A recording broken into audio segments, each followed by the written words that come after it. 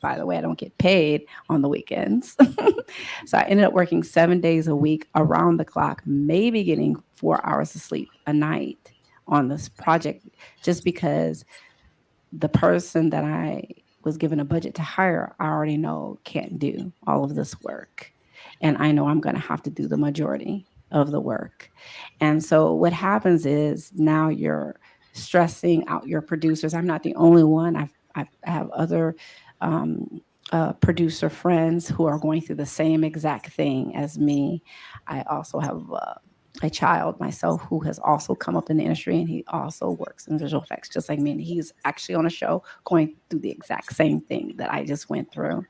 So this is not true. I think what I don't know where the detachment is, but somewhere above, they think that AI can replace the people right now in their current jobs. And that's absolutely not true. People are so needed because, like I said earlier, the AI is not perfect. And not everything we do in visual effects is AI. And by the way, there are a lot of the actors I've talked to are afraid, oh, they're going to replace, they're going to take our images and reuse them and without our permission and all these things. But I have to tell you, I've been working in visual effects for 23 years. We're already replacing your face. So AI is not going to do anything we haven't already been doing. AI is just going to do it a little bit better. That's all. So we've already been doing that. I do think that if people are in fear of AI replacing their jobs, I think it helps if you can maybe go and learn and take a class on AI and understand it a little bit better. That I don't, just like any other technology that's come up over the decades with the industrial period when things changed during that time, even though it may have taken away some people's jobs, it created other jobs. So I think it's a matter of educating yourself and figuring out how you can get into that industry, but learn maybe a different type of skill that will aid you in the process of using AI along with whatever it is that you're interested in. I don't think it's a matter of it's going to replace you. I think it's a matter of you learning a different skill to work with it. Yeah. Yeah. That Yeah. that's how I feel, because right now, when I was working all those hours on the show, all I had was a PA. My thought was, this is ridiculous. I don't understand the thinking behind all of this. What makes them think that one person, me, can do all of this? It's impossible. I literally had no life. There was no social life whatsoever.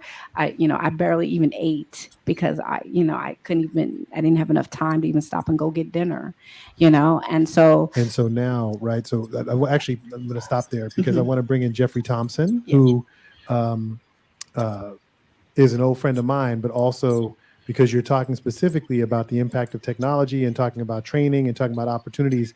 This is actually his lane. So Jeffrey, maybe you could introduce yourself and comment a little bit on what Dawn had to say. Hello, everybody, and welcome, Dawn. I was enjoying your conversation, so thank you. Um, my name is Jeffrey Thompson. I'm currently a vice president at Oracle Corporation, one of these big technology corporations that's focused on advancing a lot of different ecosystems, including media and entertainment. Formally, I'm also a professor at USC, adjunct professor at USC. I teach digital transformation and digital strategy. And then I will tell you, I met Jay and Kevin and a lot of the team here when I was vice president of the Walt Disney Company, or one of the vice presidents of the Walt Disney Company. So I specialize in sort of the transition and the intersection of media and technology. And I just want you to know, I tell students, I tell colleagues, I tell peers, lean into these new technologies. They are going to advance us. There's always going to be some level of cannibalization as new things come on board, right? When we got Microsoft Excel 30 years ago, we had accountants that were, still hand drawing and doing penciling of their spreadsheets. And so my point is sometimes advancement does change things. Now, that said, if any of you looked at Sora, which is part of the OpenAI platform, it is absolutely a powerful platform for video creation and backgrounds. If I'm a young filmmaker or somebody starting to get into this business, I'm looking at these kinds of technologies, right? And I'm understanding like where they will fit, right, and where they will not. Dawn said it. Sometimes AI is horrible, and other times it could be very powerful. I'm working on a period piece film now, a film that's 100 years in history. Those are very expensive films, folks. And it happens to be a diverse film where the lead character is an African-American pilot. And so you're going to a lot of studios and asking for $50 million for a period piece. And you know what they're going to tell you? They're going to say, well, where can you cut and be advanced in your costs? And guess what? AI, I can do a lot more special effects. I can do a lot of backgrounds. I don't have to build necessarily as many sets. And if I can do that and make it work, I might be able to tell some diverse stories that have never been told before. So, these things are a mixed bag. I'm talking too much, but I am still encouraged by where we are going, even though I think there's going to be tremendous challenge. Thank you for that, Jeffrey. And Valerie, I'd love for you to introduce yourself. I didn't realize that you were there online. So first of all, hello, and thank you for joining us. But please introduce yourself too. So welcome, and thanks for inviting me. My name is Valerie. I'm the Chief Technology Officer of a tech startup at the other end of the big company, small company spectrum. A company called Storyfile. We do interactive AI videos, focusing on authentic videos with real people, trying to build personal connections with people you wouldn't otherwise be able to meet. My original background actually was also at USC, the USC Institute for Creative Technologies. We were tasked with the US Army of building a holodeck from Star Trek. So my entire PhD was on building holographic displays. Most of that work ended up going into films. So we built a light stage device for scanning photoreal digital faces back in 2007. That ended up being used on Avatar, Blade Runner 2049, Logan, and lots of visual effects movies with much, much worse plots. But that ended up winning a Technical Academy Award. Then we started working with the Shoah Foundation at USC, doing AI interviews with Holocaust survivors. And from that, we spun off this. That project by the Shoah Foundation is one of my favorite applications of technology that I've ever seen in my entire life. Simply stunning. So what we're doing now at Storyfile is just trying to bring that to everyone, not just Holocaust survivors, but to business executives, to educators, to experts, anyone who wants to share their story as an authentic interactive video. Okay. So while I want to stay on this technology piece just a little bit longer, Valerie, one of the things that Jeffrey just teased is this idea that by making production more efficient, less expensive, that actually there's an opportunity to greenlight more projects. You were talking about entrepreneurship. You're talking about, innovative application of some of these technologies, volumetric, interactive, a whole bunch of other things that we haven't even gotten into here. Could you talk a little bit about what you see as some of the entrepreneurial pathways for folks, given the way that technology is evolving in this entertainment space? Yeah, great question. So 15 years ago, when we were doing these high-end visual effects films like Avatar, you really needed very specialized expertise on building a face model from hand, using expensive capture equipment. And what AI is allowing you to do is get that same quality results just filming with your cell phone. So it's really democratizing the visual effects process to everyone.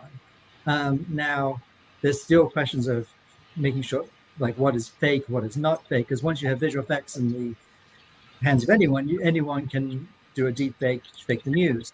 And I think the important thing there is going to be on watermarking and really being able to mark things as being authentic, going back to when you record it on your cell phone or record it on a Nikon camera or a Sony camera, And companies like Microsoft and Adobe are working on standards for that, which I'm really excited about. Wonderful. Now I'm going to pivot back to the people and ask JP to jump back in here.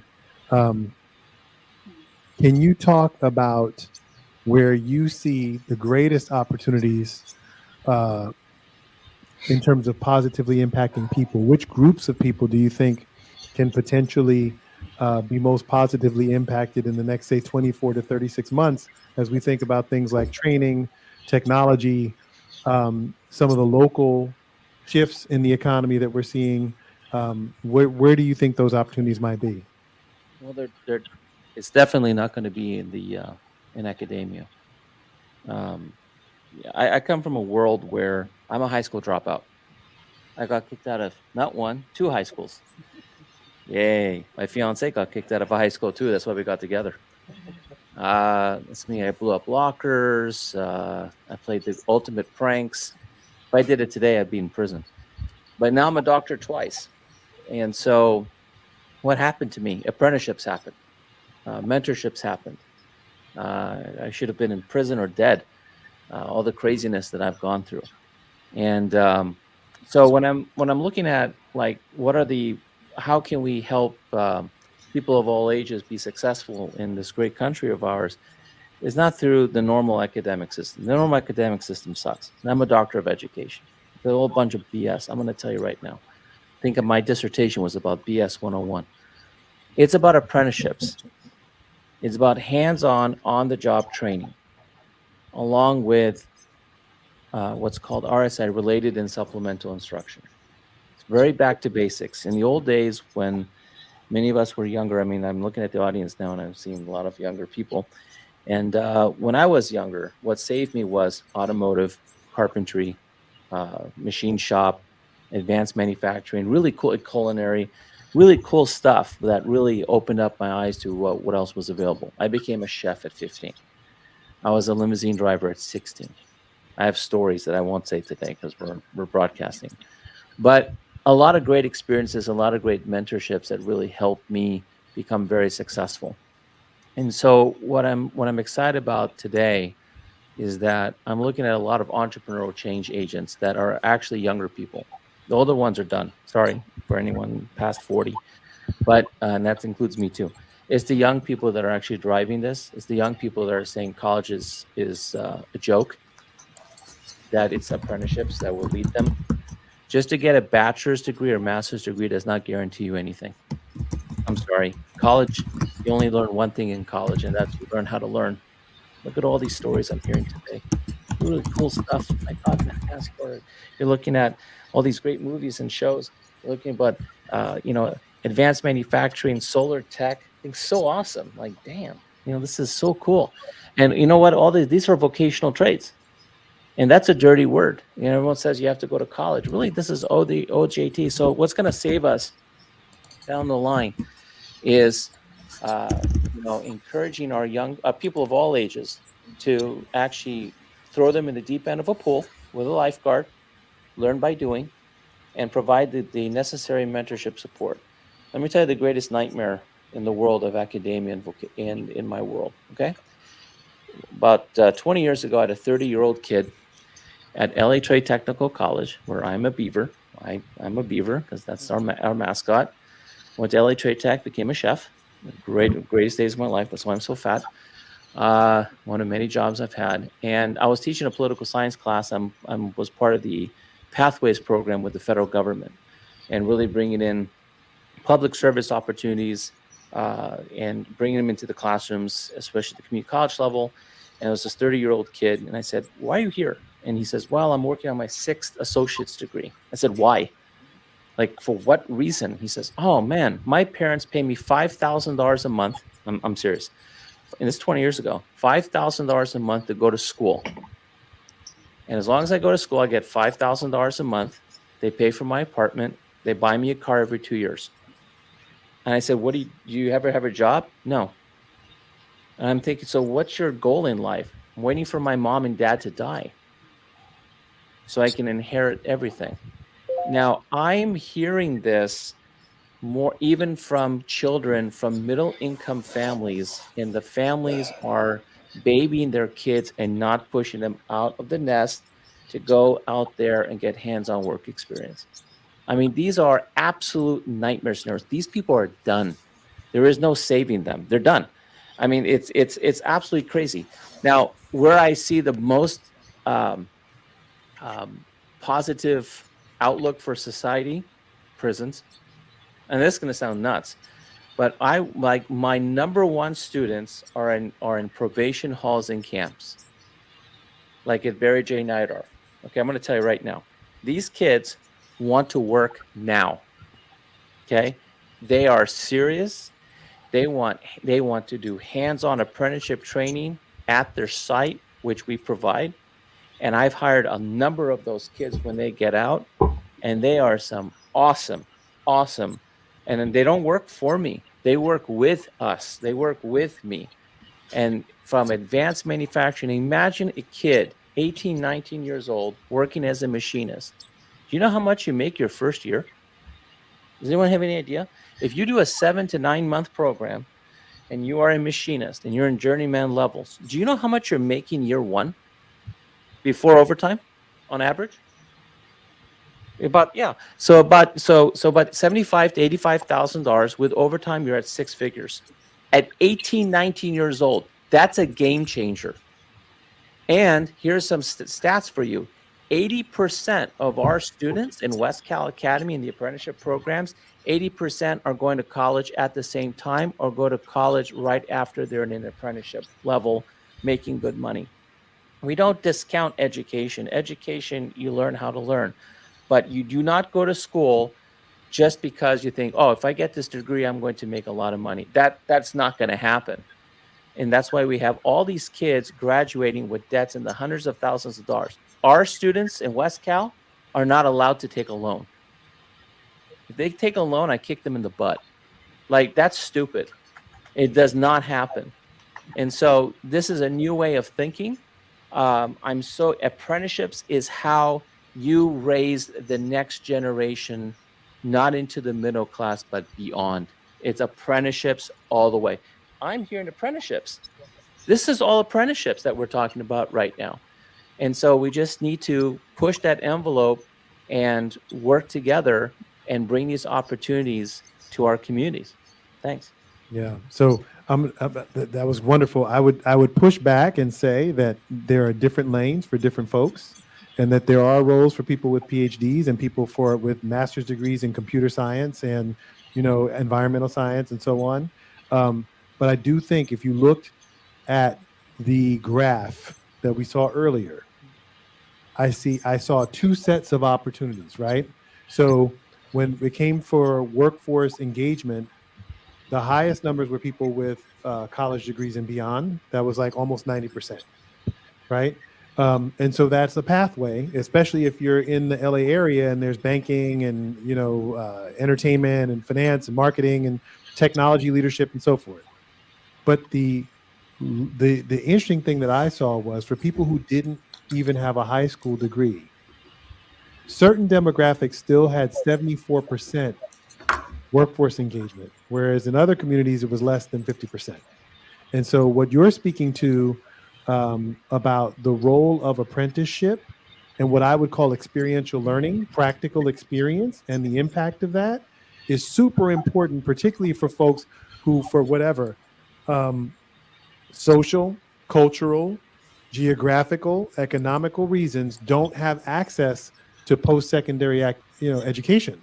The fact that there are ways to bring them in and to find gainful employment and to have careers and families and all that other stuff, that is a really powerful notion that we need to start to be able to disseminate much more widely within these disadvantaged communities. Now, I want to take what you said and ask a question of Stella and Ted, because both of them have worked in areas where by providing some training, they've been able to have some success with bringing people into the workforce, just like you.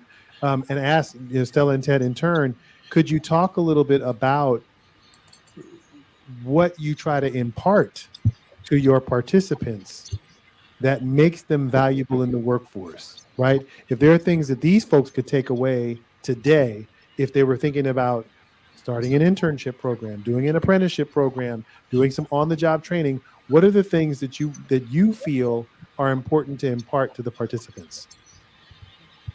Yeah, thank you for that question. I think for us in the clean energy side, clean mobility side, it's about making sure that folks know that, yeah, the entry point can be a little difficult. I mean, who wants to be up on a roof when it's 110 degrees, right? But it's learning the ropes, right? Getting the basics under your belt, and then when you've got that, then okay, what's next? Is it about designing installation solar energy systems, right? That's a different level of skill sets, right? And then after that, do you want to be a program manager? Do you want to stay in clean energy? Do you want to move over to clean transportation? Because those areas are booming right now. We're looking at so much money, grants that are coming down the pipeline. Thank you, President Biden and Vice President Harris, soon to be president, right? Sorry, I had to throw that in there. And so that's how we were able to keep moving forward with this program. We don't want to become dinosaurs. We don't want folks just to think that, oh, it's all about installation. I don't want to be up there. I don't want, I'm afraid of heights. I can't deal with the heat, et cetera, et cetera. There's so many areas that are opening up in these particular industries. And so, go back to that question, it's, get those skill sets down first, right? The basics, then start to build upon those basic skills and figure out what it is you want to do. Be ready to wear a few hats, right? Because these industries are still growing, and so it's not just one thing that you're going to do. A quick example: we had a young lady that had just finished her training probably a year before. We had an opening for a training specialist position. She's now a solar energy training specialist. Never thought that she was going to be able to do something like this. She has probably a community college level education, but she's racking up the skills, the knowledge, the capabilities. And so this young lady, she's probably in her early 20s. She's going to be a superstar. She's going to be, very much wanted in these different solar companies or in other nonprofits that are doing the work in environmentally polluted neighborhoods. So I think that's how I would answer that question. Thank you, Stella. Ted? I would say my biggest challenge has been facing the younger generation that's coming in the workplace. In the 30 plus years that we've been doing business, I've placed thousands of people, and I could just basically tell them what to do and who they're going to work for. And we always saw people that had a little bit of experience, so they would go in and they'd be very successful. The younger generation, they know nothing, but they act like they know everything. And so, my responsibility was how do I educate them on the reality of employment and maintain employment without crushing their spirit. And so that became a little challenging for me. And I think if we're going to move the culture forward, we're going to have to educate the younger generation. And I believe in order to do that, they want to be listened to. And I think my generation is just barking out what should be done. And so I practice a lot of listening to their heart and their passion. And even when it's nonsense, that's the hardest part, is I have to listen. But I'm surprised at how many will be vulnerable if you give them that space to be vulnerable. If you allow them the space to say, I don't know, how many will say, I don't know. I mean, we have this program that I talked about, and I don't want to get long-winded, where we have these students from HBCUs, and they refer to me as Papa Ted and call my wife Mama Stacy. And we changed their lives. I mean, literally changed their lives. And we have people working in this industry that are game changers. There's a woman by the name of, now she wasn't a part of this program, but this is just an example of what happens. There's a woman by the name of Dion Harmon. Dion Harmon works with a company called Jesse Collins Entertainment. Jesse Collins Entertainment does Super Bowl halftime 21, 20, 2021 or 21 to 22, BET Awards, NAACP Awards. She's now president of his company. I placed her 10 years ago as an assistant. Erica Olson, she is a face of KCAL. I placed her in an accounting position. There's executives here at Warner Brothers. I got a call just the other day from a woman who I placed in Amlin in 2004, who really didn't want to do the interview. And she was going to, she was doing this acting class. And I asked her, are you getting paid for that? And she said, no. I said, you need to do this interview. Now, I got a lot of people that want to work, so I really don't care if you don't want to do it. But if you really want to work, and I'm calling you for work, and you've been calling me for work, you need to do the interview. And so she does the interview, and she brought by some flowers and candy just the other day. She's now the vice president of operations for Amlin Entertainment. So it's not complicated, Jay. It's not difficult, but thank you, being polite, learning how to navigate spaces, learning how to listen, learning how to do the job that they're paying you to do. Not hiring you to be the VP today, hiring you to be my assistant. You just sit still, do that. And so you're coaching students and the younger generation on your time will come. Don't be in such a rush. And just the basic things that they'll do with their friends. And too many of them think that employers are hiring them for their future. So I'm always telling them they're hiring you for their need. Employment is selfish. I have a need. That's why I'm interviewing you. So can you fulfill that need? So I coach them a lot on interviewing and really what to say and what not to say. And too many of them sometimes will talk themselves right out of the very job that is meant for them. Wow, that's powerful. I'm realizing, and I'm remiss, we had one more person who joined us remotely. Rashidi Jones, you there? Yeah, I'm here. Can you hear me okay? I'm having some issues with my audio. There we go. So You can hear me? I can hear you just fine. So sorry that I didn't realize that you were there. I'm glad that you could join us. Thank you for being here. Could you first just introduce yourself? Yes, for sure. And no worries. I just kind of entered into the room, but very excited and humbled to be in the presence of such wisdom on this stage and online here. So Rashidi Jones, I am a South Central native, born and raised. I went to Dorsey High School, which is a local high school in South Central LA. I was fortunate enough to attend SC as a undergrad and a grad, so I heard a couple of SC shout-outs there. I majored in engineering in undergrad and received my MBA as well, which put me on the path to film financing now at Sony Pictures. And I'm also the chairperson for a nonprofit in South LA called Tech Lamert that is very much in the conversation of apprenticeships or career pathways for underserved communities in the tech and entertainment nexus. Love this conversation. So many great points being made. I think if I could add anything to this, I would just highlight the opportunity that the disruption of tech has kind of presented to communities of color. And what I mean by that is, and I think this has been touched on, but just to kind of reiterate, I think we sit at a very unique time and space. The traditional kind of careers are being reimagined through tech. And this sits across multiple industries and verticals. California itself being, one of the biggest economies in the world, and the creative economy in California. We're very fortunate to be in this space. The space is definitely being disrupted. I think the title here was, kind of focused on Hollywood, but taking a more macro kind of point of view on entertainment at large.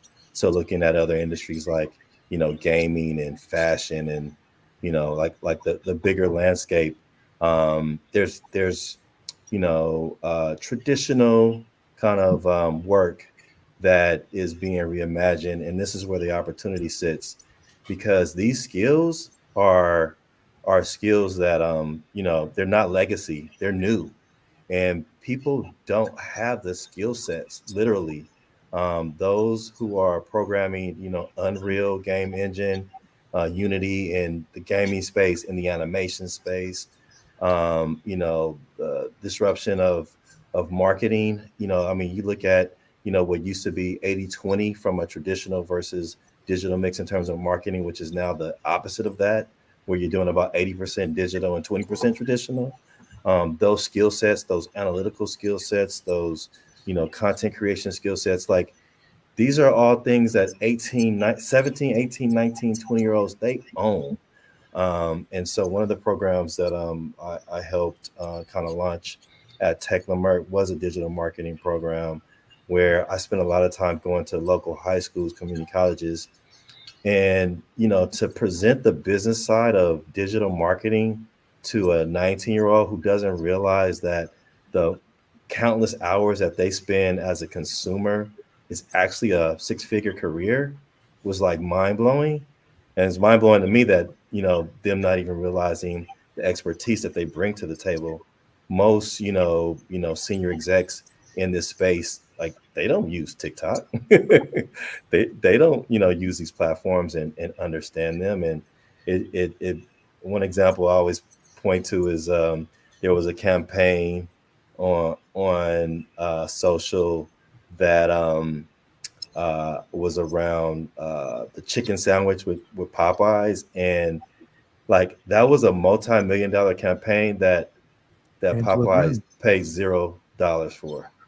And it was just on the strength of, these social media folks, influencers having fun on the platform that translated to a multi-million-dollar campaign. Like that's insane. And nobody got any type of equity in that.